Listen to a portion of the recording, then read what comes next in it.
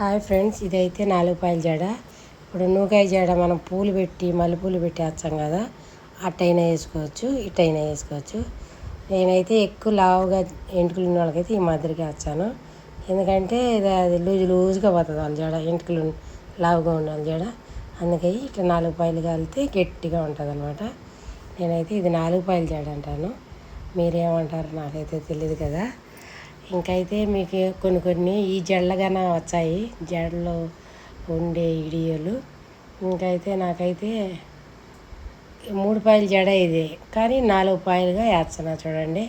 దాంట్లో కొన్ని పెట్టేస్తున్నాను అనమాట. చూడండి, హాఫ్ తీసుకొని హాఫ్ అయితే మళ్ళీ ఆడనే పెట్టండి, అటైతే వేస్తాను. ఇంతకుముందు నేను మల్లెపూల జడ పెట్టాను కదా, ఆ జడకు చాలామంది లైకులు చేసినారు.